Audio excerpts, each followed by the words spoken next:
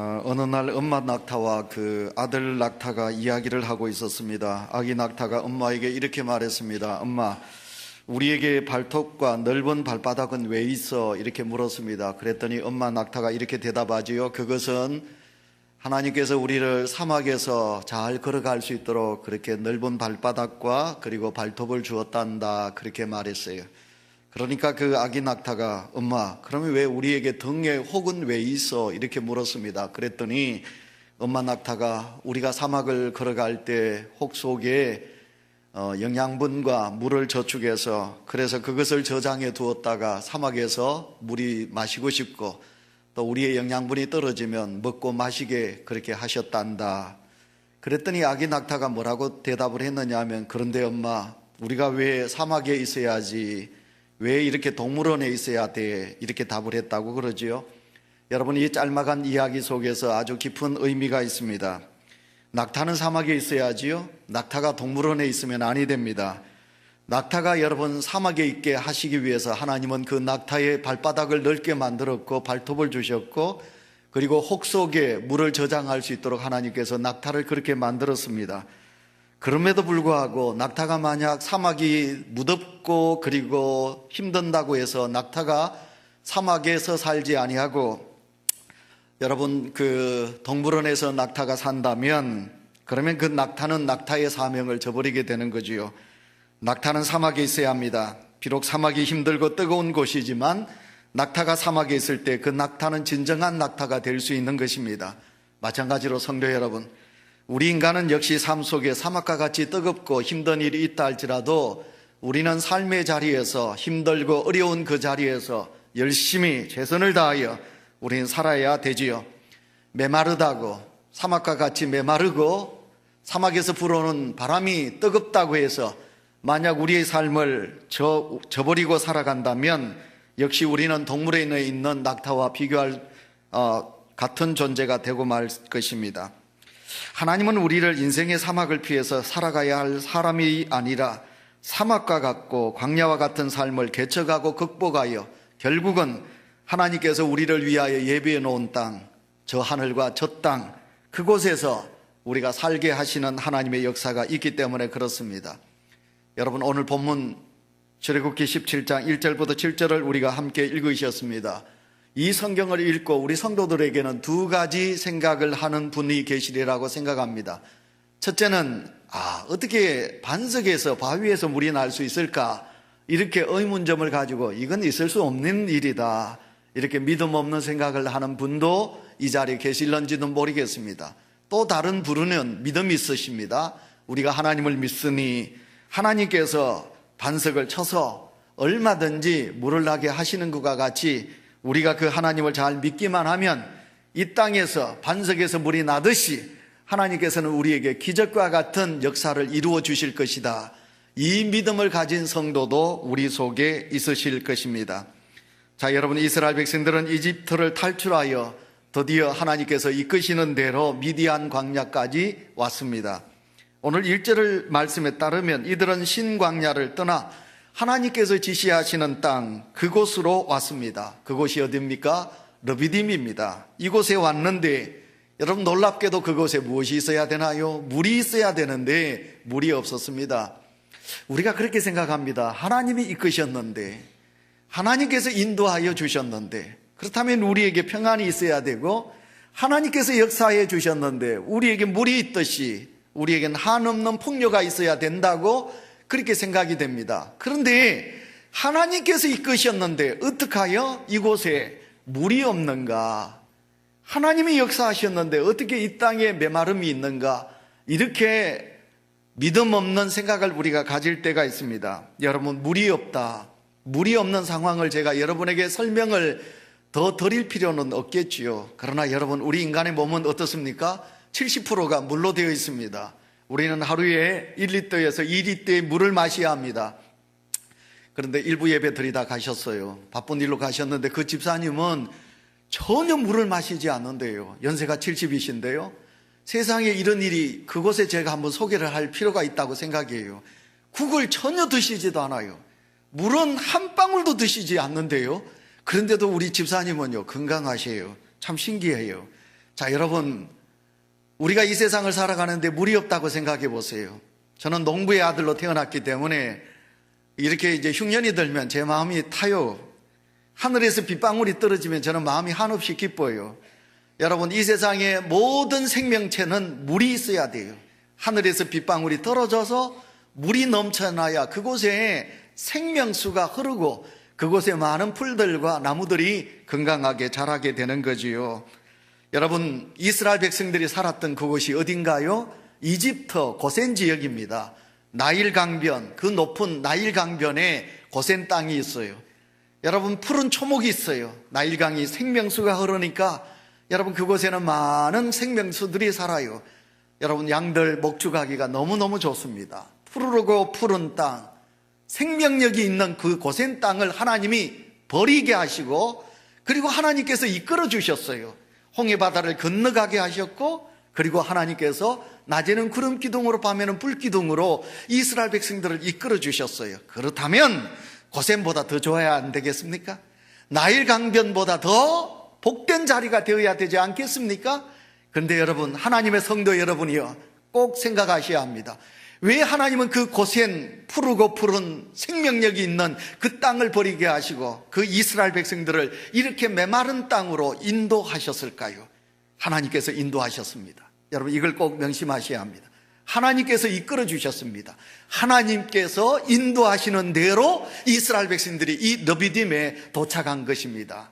자, 그런데 하나님께서 인도하신 이 땅에 풍요롭지 않고 메마른 물이 없는 땅이었다는 것입니다. 여러분, 오늘 본문의 이야기는 여러분 지금부터 약 3,400년 전으로 돌아가셔야 하겠습니다. 여러분, 지금은 우리가 물이 없으며 살아갈 수 없고요, 또 물을 얼마든지 우리는 쉽게 마실 수 있는 자리에 있습니다. 그러나 여러분, 옛날 여러분 3,400년 전에 그들은 오직 하나님이 도와주지 않으면 물을 얻을 수 없는 그런 어려운 척박한 곳에 그들이 있는 것입니다.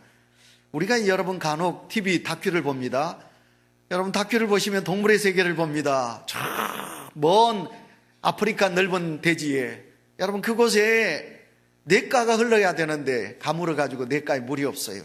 사슴과 노루 이런 짐승들이 그곳에 왔다가 물을 찾으러 왔다가 물을 마시지 못하고 그 축 처져 있는, 목이 처져 있는 모습, 아니면 그 냇가가에 죽어 있는 그런 사체들을 우리는 많이 보게 돼요. 자, 여러분, 물이 없으면 생명은 존재할 수가 없습니다. 달나라, 또 아니면 다른 화성이나 다른 어떤 여러분 위성세계에 물이 있다면 그곳에는 뭐가 있습니까? 생명이 있는 것이지요. 르디밈에서 이스라엘 백성들이 모세를 향하여 이제 물을 만나지 못하니까 그들이 던진 것은 원망입니다. 왜 우리를 이곳까지 인도해서 우리가 이곳에서 죽어야 하느냐? 다시 말하면 우리가 살았던 그곳에는 물이 있었다. 그곳에는 풍요가 있었다. 그곳은 그러나 자유는 없었지만 그래도 그곳에는 물이 있어서 우리가 살 수 있었다. 근데 어떡하여 우리를 이곳까지 인도해서 우리가 메말라 죽게 하느냐? 우리가 생각해 보면 그 이스라엘 백성들의 원망은 당연하다, 그렇게 말할 수 있겠습니다. 모세는 더 이상 이스라엘 백성들의 대꾸에 말하지 못하고 모세는 여호와 하나님을 향하여 기도합니다. 4절에 보시면 이 백성을 어떻게 하면 좋겠습니까? 저들이 돌을 들어 나를 죽이려고 합니다. 하나님, 어떻게 하면 되겠습니까? 하고 모세가 진퇴양난에 빠져서 하나님을 향하여 절규하고 있습니다. 곤란의 지경에 빠진 모세에게 야훼 하나님은 길을 제시하시지요. 모세에게 말씀하십니다. 장로들을 데리고 네가 홍해 바다를 갈랐던 그 지팡이를 들고 네가 바위 위에 서라. 그리고 그 바위를 내리쳐라. 모세는 장로들을 데리고 이스라엘 백성들을 지나 여러분 바위 위에 섰습니다. 이 미친 짓이죠, 그죠? 이 믿음 없는 행동이 어떻게 믿음이 없으면 이거는 정말 미친 짓입니다. 여러분, 반석 위에, 바위 위에 모세가 섰습니다. 그리고 그 바위 위에서 모세가 바위를 치니까 놀랍게도 샘물이 터져 나온 줄 믿습니다. 그러자 백성들은 그 물로 인하여 생명을 얻게 되었습니다. 그때 그 백성들이 그 물을 맞으며 얼마나 감격했을까? 얼마나 감격했을까? 여러분, 우리 월드 드림이라든지 또 아니면 우리가 이런 국제 이런 그 유니세프 기구에서 보면 저 아프리카 땅 아니면 캄보디아 땅 이런 곳에 우물 파기 운동을 합니다. 100만 원만 하면 이제 100만 원 하면 50m, 한 300만 원 하면 이제 100m. 그래서 이제 물을 이제 뚫지요. 여러분, 그 메마른 아프리카 땅 물이 없어서 죽은 물을 먹는, 흙탕물을 먹는 그 아이들을 보면 불쌍하기 그지없어요. 그런데 드디어 유니세프에 가서 우리가 드린 그런 어떤 그 헌금을 가지고 땅을 파고 해서 드디어 물이 팍 솟구쳐 오르잖아요. 그러면 그 아프리카에 살고 있는 주민들과 아이들이 그 물을 맞으면서 춤을 추는 모습을 보게 됩니다. 자, 여러분, 지금 이스라엘 백성들이 메마른 광야에서 물을 만나지 못해서 하나님을 향하여 원망하다가 그들이 드디어 바위에서 샘물이 솟아올랐을 때 그들의 감격이 얼마나 컸을까. 자, 여러분, 상상의 나래를 펴서 우리가 한번 돌아가 보도록 하겠습니다. 하나님의 백성들이 그 물을 맞으며 얼마나 기뻐했을까. 자, 그러면 오늘 본문 속에 하나님께서 이스라엘 백성들을 구하여 주셨습니다. 반석에서 샘물을 나게 하셔서 그들을 구원하여 주셨습니다. 그러면 오늘 이 출애굽기 17장 머리바 이 르비딤의 이 사건을 통해서 하나님은 우리에게 무엇을 말씀하고 계실까? 우리가 세 가지로 이 말씀을 생각해 보도록 하겠습니다. 첫 번째, 화면을 보시고요, 우리 다 같이 화면에 있는 말씀을 읽도록 하겠습니다. 다 같이 읽습니다.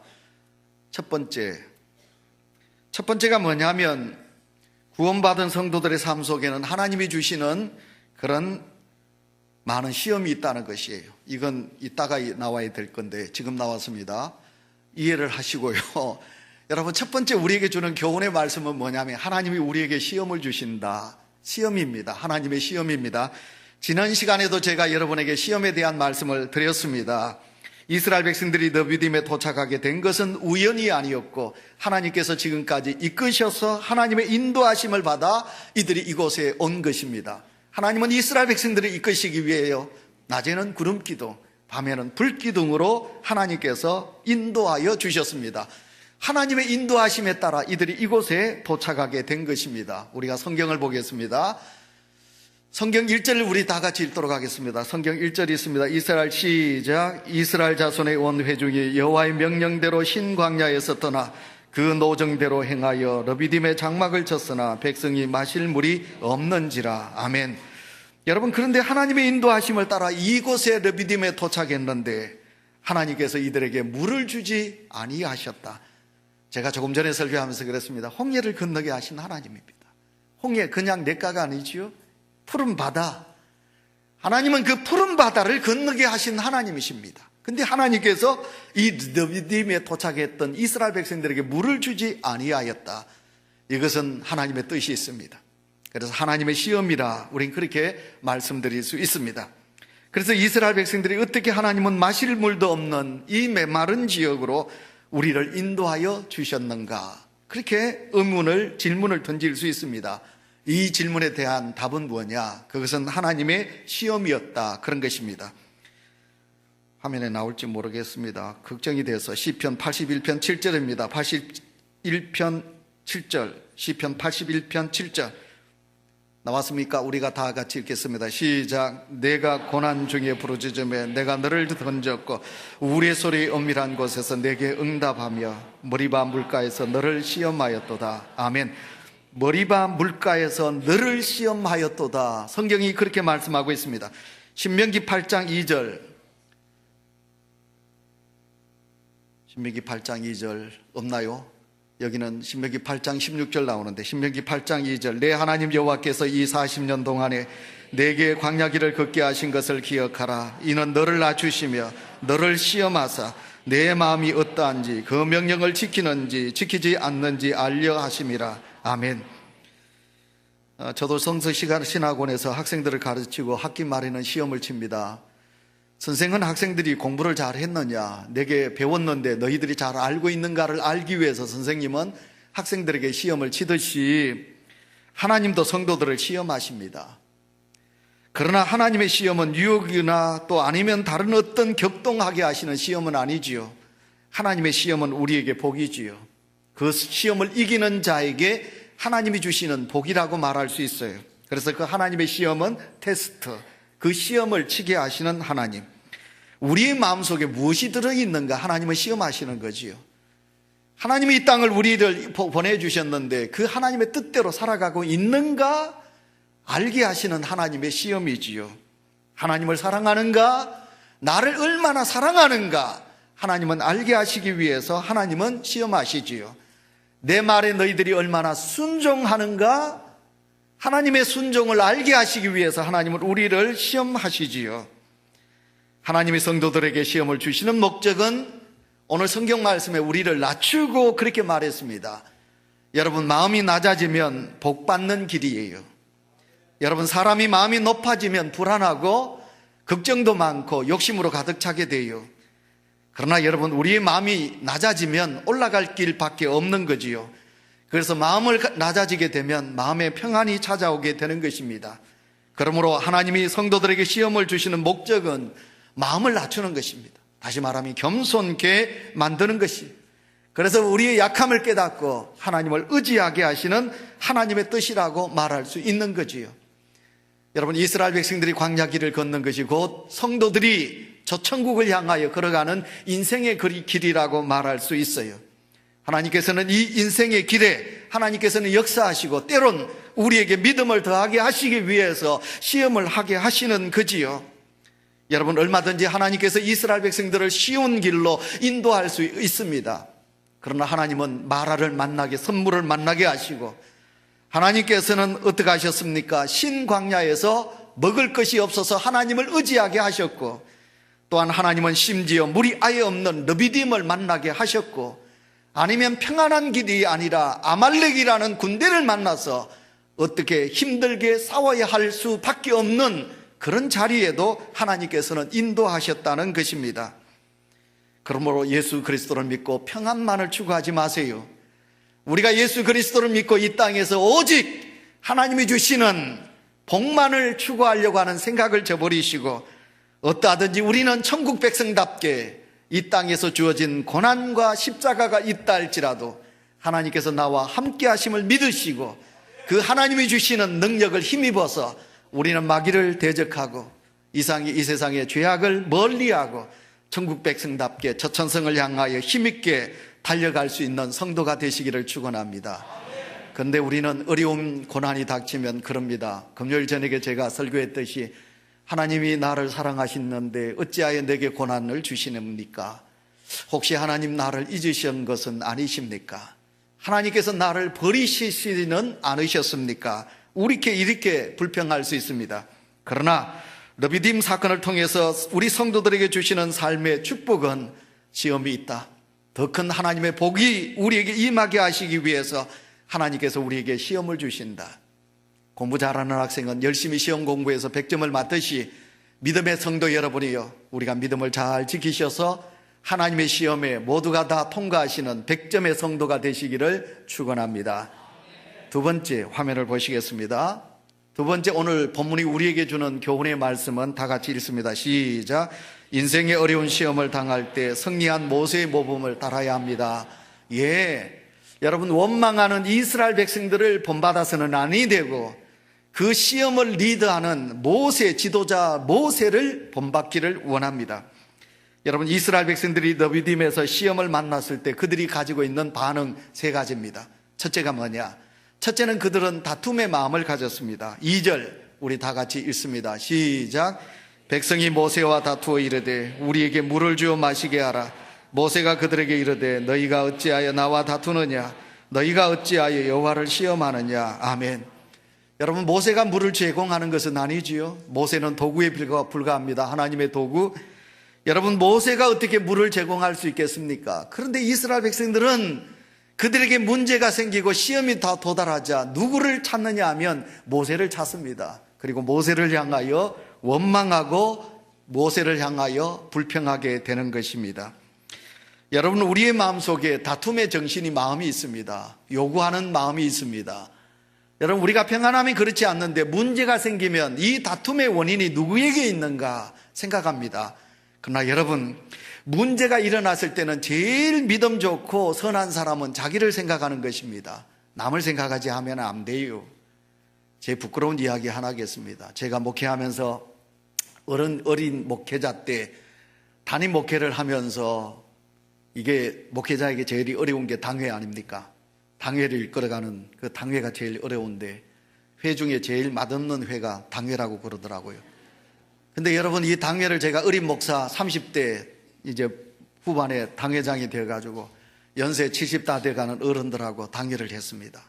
근데 아들 같은 목사를 두고 어른들이 막 다투는 거지요. 우리 교회 와서도 그러는 거예요. 그러면 제가 당회를 끝나면 속이 완전 터지는 거지요. 이 분노로 막 화가 막 가득 차지요. 그러면 이 화가 가득 차면 내 이 화를 터뜨려야 하는데 만만한 게 누구냐? 우리 집 사람이에요. 만만한 게 누구냐? 우리 두 아들 놈이에요. 그래서 제가 사택에 딱 들어가요. 그러면 저희 집 사람이 저의 눈치를 봐요. 저희 두 아들이 저의 눈치를 봐요. 그러면 이제 꼬투리를 잡는 거예요. 제가. 참 부끄러운 이야기입니다. 이 참 부끄러운 이야기를 제가 여러분에게 합니다. 지금 저의 설교를 지금 세계에서도 듣고 우리 고향교회 후배들도 많이 듣고 저희 가족들도 많이 듣는데 여러분, 제가 이 부끄러운 이야기를 합니다. 오늘 1부 예배 때도 하고 2부 예배 때는 하지 말까 하다가 합니다. 자, 여러분, 저의 부끄러운 이야기를 제가 하는 거예요. 그래서 지금은 제가 우리 집 사람한테 절대로 안 그러지요. 요즘 그럴 일도 없고 우리 아들 두 놈한테도 그러지 않아요. 근데 이제 제가 당회를 딱 끝나고 들어가면 우리 집 사람이, 우리 두 아들이 제 눈치를 보는 거예요. 근데 제가 꼬투리가 딱 잡히면 작살 내는 거예요. 화음을 치고 작살을 내는 거지요. 저보다 이렇게 못난 사람은 이 자리에 없으리라고 생각해요. 왜 밖에 있는 문제를 집안에 가져와가지고 그러나요? 참 저는 못난 목사입니다. 이 못난 목사를 우리 교인들이 사랑해 주시니 너무 감사하고요. 저희 집 사람과 저희 아이들이 그것을 이해해 주었으니 저는 너무너무 감사해요. 무슨 이야기를 하려고 제가 이렇게 말씀을, 제 부끄러운 고백을 하느냐 하면 다툼의 마음이 누구에게나 있다는 거예요. 자, 여러분, 좋을 때는 우리가 다 좋아요. 근데 여러분, 우리에게 이런 시험이 도달했을 때 하나님이 나를 복주시려고 시험한다고는 생각하지 않아요. 하나님께서 나를 귀하게 쓰시기 위하여 시험한다고 생각하지 않아요. 왜 내게 이런 아픔을 주고 고난을 줍니까? 그 원인이 어디 있습니까? 아버지한테 있다고. 아버지가 우리 가정을 잘 이끌지 못하게 아버지한테 책임이 있습니다. 엄마가 기도하지 않아서 엄마에게 책임이 있습니다. 교회 목사님에게 책임이 있습니다. 교회를 이끌어가는 장로님들이 잘못하기 때문에 장로님들에게 책임이 있습니다. 기도 못한 권사님들 책임이 있습니다. 여러분, 회사가 문제가 있으면 여러분 띠두르고 결사투쟁 항쟁, 여러분 그 회사를 이끌어가는 어떤 회장과 사장을 향하여, 임원들을 향하여 질책합니다. 여러분, 우리의 잘못이지, 내게 문제가 있는 것이지. 여러분, 하나님이 내게 복 주시려고 이 시간 시험하는 거지 어떻게 모세가 무슨 잘못이 있나요? 그러나 모세를 향하여 투쟁하는 마음을 누가 가졌느냐? 안타깝게도 이스라엘 백성들이 가졌다는 거지요. 그래서 머리바라는 뜻은 다투다, 싸우다라는 뜻을 가지고 있습니다. 자, 그러면 여러분, 두 번째, 이스라엘 백성들의 마음은 무엇입니까? 다 같이 시작. 인내하지는 못하는 마음입니다. 여러분, 인내하지 못하는 마음, 참지 못한다 그 말이지요.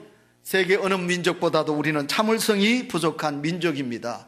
안타깝게도 이스라엘 백성들의 마음이 인내하지 못한, 참지 못하는 마음입니다.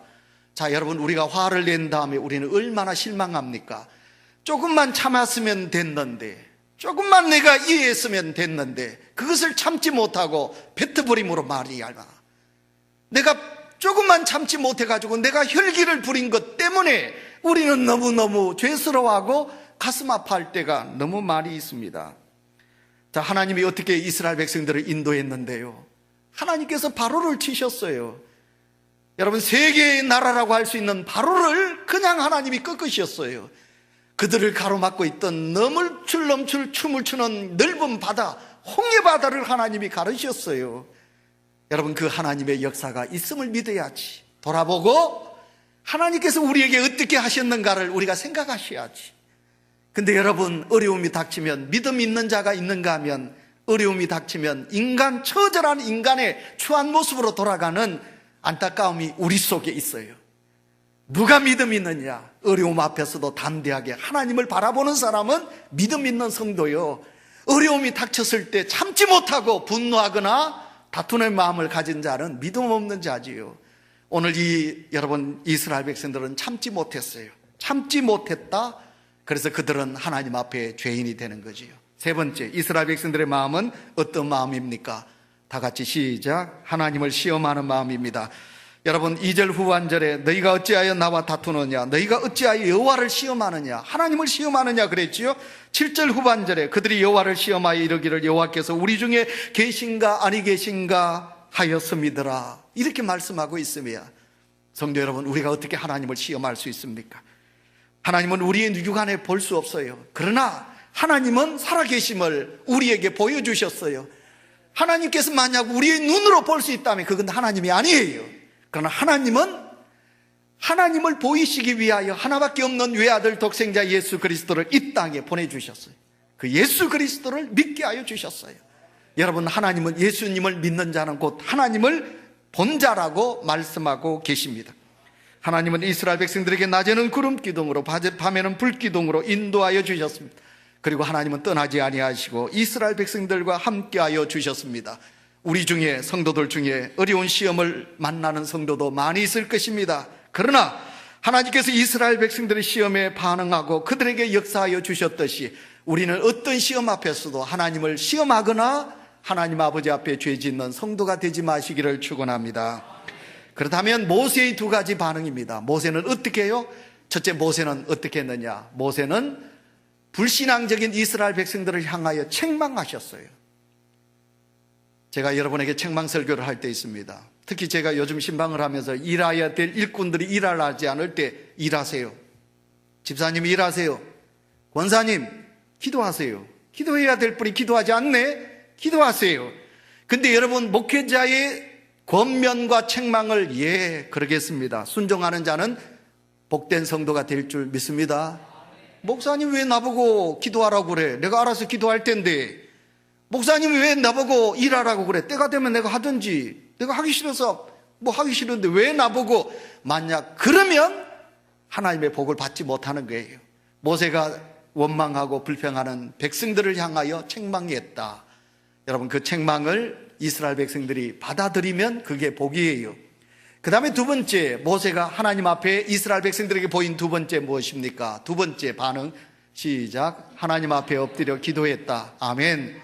모세가 한 것은 하나님 앞에 엎드렸어요. 하나님 앞에 엎드려 기도했습니다. 4절 말씀해 보시면 모세가 여호와께 부르짖어 이르되 내가 이 백성에게 어떻게 하리이까? 그들이 얼마 아니면 내게 돌을 던지나이다. 여러분, 이 모세가 하나님 앞에 엎드렸습니다. 하나님께 기도했습니다. 그랬더니 하나님께서 역사하여 주셨습니다. 넘어가겠습니다.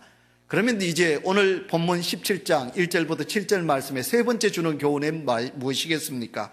다 같이 읽습니다. 시작. 이스라엘 백성들이 격동할 때도 하나님은 인내하시고 풍성한 은혜를 베풀어 주셨다. 아멘.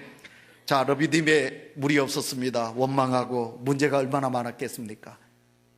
얼마나 문제가 많았을까요? 여러분, 우리가 배가 고파도 여러분 그냥 있지 못하는데 물을 마시지 못했을 때 얼마나 백성들이 그랬을까요? 근데 하나님께 모세가 기도했더니 하나님께서 모세에게 지팡이를 들고 바위를 쳐라. 그랬더니 여러분, 놀랍게도 여러분 그 바위에서 샘물이 솟아났습니다. 5절 6절 말씀해 보시면 그렇게 말씀하고 있습니다. 여러분, 모세가 이스라엘 장로들의 목전에서 그대로 행했습니다. 모세가 행했더니 놀랍게도 반석에서 물이 솟아올랐습니다. 여러분, 바위에서 물이 쏟아 나왔습니다. 지금도 그곳에 가면 물이 흐르고 있습니다. 여러분, 그 물은 그냥 물이 아닙니다. 200만의 사람들이 마셔야 될 물입니다. 낙타와 그리고 어린 양들이 먹어야 될 물입니다. 그 많은 물들을 하나님께서 넘치도록 복을 내려 주셨습니다. 얼마나 풍성한 은혜입니까? 이스라엘 백성들은 이 반석에서 나오는 생수를 마시고 생명을 얻게 된 것입니다. 이제 말씀을 맺도록 하겠습니다. 사랑하는 성도 여러분, 성도에게 시험은 있습니다. 그러나 그것은 하나님이 우리에게 주시는 복의 시험입니다. 그 시험을 달게 이기시고 하나님을 의지하는 성도가 되시기를 축원합니다. 이 설교를 끝나면 안 됩니다. 사순절 절기입니다. 반석. 여러분, 이 사순절은 우리 주님의 십자가의 은혜를 생각하는 절기입니다. 자, 여러분, 머리바, 르비딤, 이곳에서 반석에서 물을 나게 하신 하나님, 근데 이스라엘 백성들은 이 물만을 생각합니다. 그러나 하나님은 이 반석으로 통해서 샘물을 나게 하여 주셨습니다. 도저히 인간의 상상으로 어떻게 바위에서 샘물이 날 수 있습니까? 그러나 반석에서 샘물을 나게 하신 하나님, 반석은 곧 우리 주 예수 그리스도의 예표인 줄 믿습니다. 반석 위에 집을 지으라. 그리하면 창수가 나도 바람이 불어도 넘어지지 아니하리라. 인생의 집은 반석 되시는 예수 그리스도 이름으로 지으라고 성경은 말하고 있습니다. 그러나 우리가 모래 위에 집을 지으면 바람이 불고 창수가 나면 쉽게 넘어진다고 했습니다. 사랑하는 성도 여러분, 사순절 다시 한 번 더 우리는 예수님의 십자가를 생각하십시다. 예수님께서 우리에게 생명을 주셔서 그 십자가의 생명으로 구원받은 은혜에 대한 감사가 우리 속에 넘쳐나시기를 축원합니다. 요한복음 4장 14절, 내가 주는 물을 마시는 자는 영원히 목마르지 아니하리니 내가 주는 물은 그 속에서 영생하도록 솟아나는 샘물이 되리라. 다 같이 아멘. 자, 여러분, 우리가 왜 갈급해 하나요? 예수 때문에 갈급해 하시나요? 죄송하지만 아니올시다. 여러분, 우리는 세상 것 때문에 갈급해 합니다. 근데 우리 주님은 수가성에 있는 여인에게 뭐라고 그랬습니까? 내가 주는 물은 영원히 목마르지 않는다. 왜? 그 물은 영생수기 때문에 그렇습니다. 자, 인간의 영혼은 예수 그리스도로 채워지지 않으면 우리는 만족함을 얻을 수가 없는 것입니다. 왜 갈급합니까? 세상 것 때문에 갈급하시나요? 예수 때문에 갈급하시나요? 우리는 예수 그리스도로 통하여 영원히 목마르지 않는 생수를 마셨습니다. 우리 예수 그리스도로 통하여 참 만족을 누리고 영생을 누리는 은혜가 우리 속에 있으시기를 축원합니다.